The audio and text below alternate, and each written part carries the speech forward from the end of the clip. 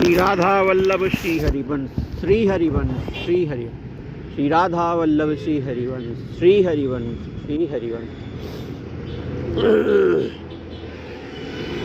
मनुष्य के दुख का कारण क्या है? मनुष्य के दुख का कारण उसकी इच्छाएं हैं। इच्छा क्यों?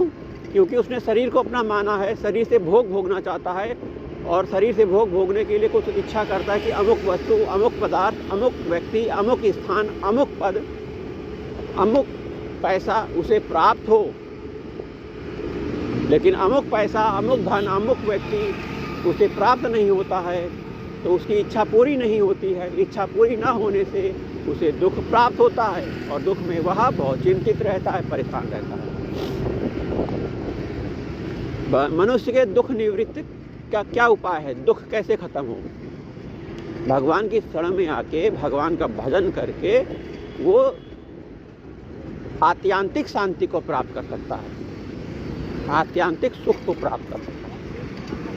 भगवान की शरण में होगा तो उसकी इच्छाएं धीरे धीरे गलित होंगी, उसकी इच्छा सही इच्छा बन जाएगी। सही इच्छा मतलब भगवत प्राप्ति की इच्छा उसकी होगी फिर।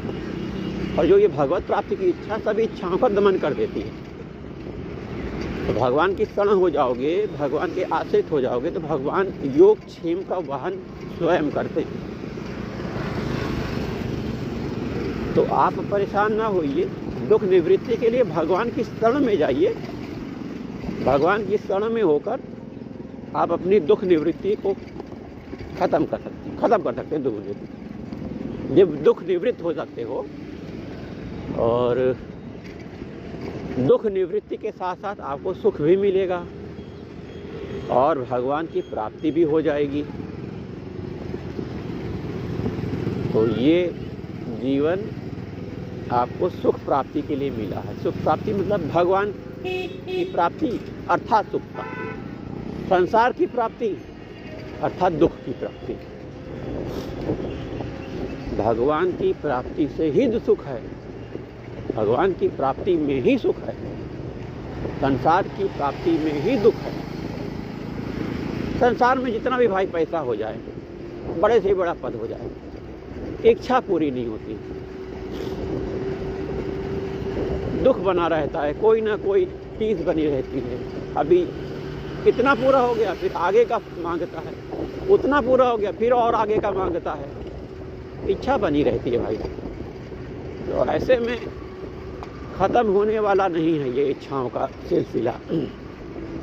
हाँ, भगवान की प्राप्ति का अगर चाह हो गई तो भगवान की प्राप्ति आपकी इच्छाओं को ख़त्म कर देगी और आपको जीवन में आनंद प्रारंभ हो जाएगा।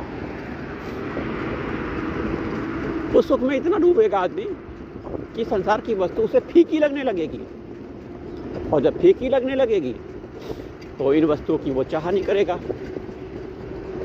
तो दुख खत्म ना, जब चाह नहीं, चाह मिटी, चिंता मिटी, मनवा बेपरवाह, है ना। जिसकी चाह ही नहीं है, चिंता भी नहीं है, तो वो बादशाहों के बादशाह से भी बड़ा है भैया। बादशाह का बादशाह भी तो चिंता करता है, बहुत बड़ा चिंता करने वाला होता है। देखिए,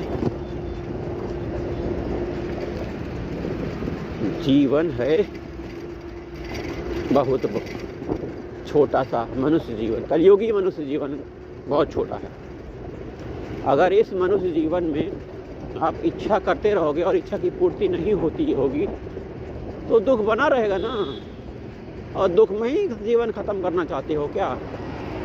बढ़ो आगे भगवान की तरफ, देखो भगवान को, सच्चिदानंदमय रूपाय विश्वोत्पत्त्यादि हेतवे तापत्रय विनाशाय श्री कृष्णाय वयं नमः।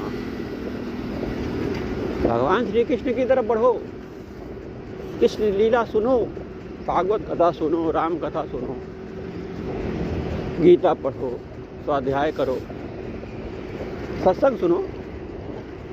सत्संग बहुत ज़रूरी है, रोज़ सत्संग सुनना चाहिए। आपकी संशय निवृत्ति होती है संशय सुनने से।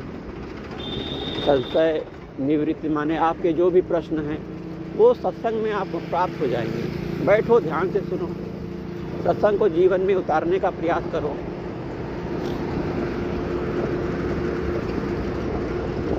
समय निकालो भगवान के लिए, भजन के लिए समय निकालो। फालतू समय को काटो, ज़्यादा सोना ना किया करो। सोना आलसी बनना होता है।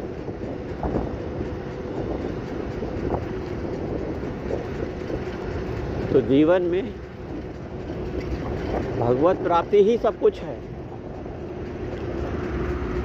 और जीवन रहते ही भगवत प्राप्ति कर लेनी चाहिए।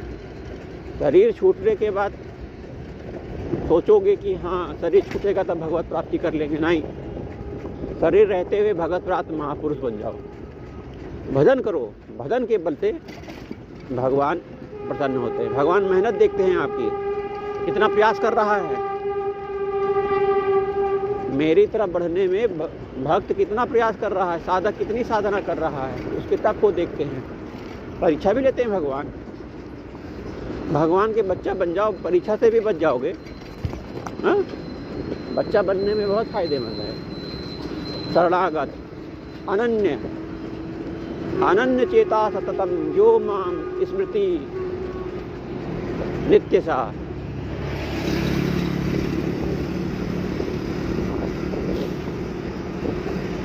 जय जय राधा वल्लभ श्री हरि मन।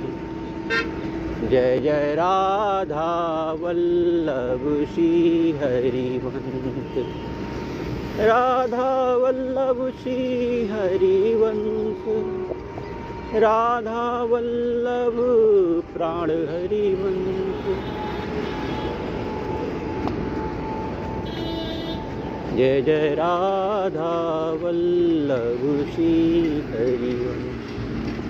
जय जय श्री वृंदावन श्री वन।